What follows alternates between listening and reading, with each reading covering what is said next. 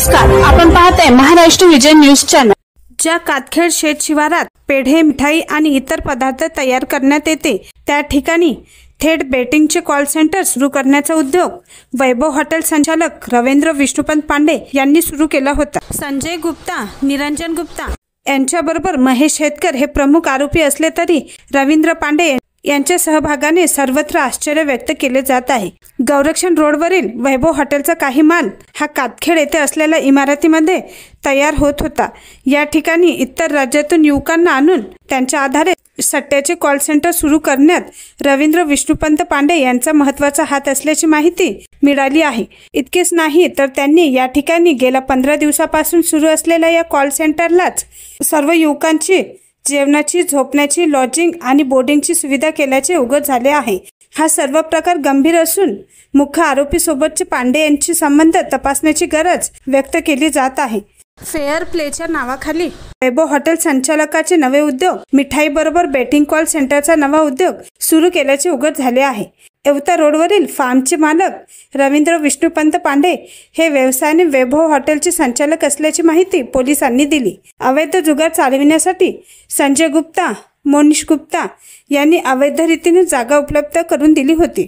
मुनीश निरंजन गुप्ता व संजय गुप्ता यांनी फरार आरोपी महेश डेकर राहणार लोहारी तालुका अकोट यांच्या माध्यमातून अटक आरोपीची टोळी जमवून आरोपीला बोगस बँक अकाउंट उपलब्ध करून दिले। विविध बँकेचे 54 बँक खाते निष्पन्न झाले आहे। एकूण 33 आरोपींना अटक केली आहे। क्रिकेट व इतर खेळावर चालणारा ऑनलाईन सट्ट्यासाठी आयडी तयार करून बॅटिंग करणारी आंतरराज्यीय गँग स्थानिक गुन्हे शाखाने ताब्यात घेतली आहे। 28 लाखाचा मुद्देमाल यावेळी पोलिसांनी जप्त केला आहे। महाराष्ट्र विजय न्यूज चॅनल साठी संपादक व प्रतिनिधी श्री विजय रमेश कुचे तर्फे ऑनलाईन बॅटिंगचा एक आंतरराज्यीय गँग तो उद्ध्वस्त करण्यात आलेला आहे।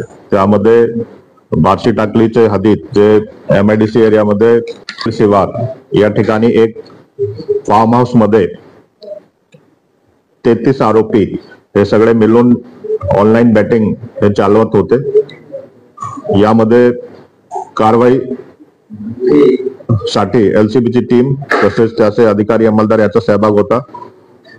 ऑपरेशन मध्ये 12 लॅपटॉप, 113 मोबाईल, 10 बँकेची passbook, 2 passport, ATM card, internet router हे सगळे जप्त करण्यात आलेले आहे। तसेच 54 बँक खात्यामध्ये जवळपास 9.9 लाखची रक्कम हे फ्रीज करण्याची प्रक्रिया सुरू आहे। एकूण 28 लाखाचा मुद्देमाल जप्त करण्यात आलेला आहे। यामध्ये कार्यपद्धती जे आहे ते ऑनलाईन गेमिंग, ऑनलाईन बॅटिंग साठी ते क्लायंट्स अट्रॅक्ट करून त्याचे आयडी पुरवणे तसेच एक कॉल सेंटर सारखा एक ऑपरेशन हे करत होते आणि ते आयडी क्रिएट करण्यासाठी ते काही रक्कम घेत होते।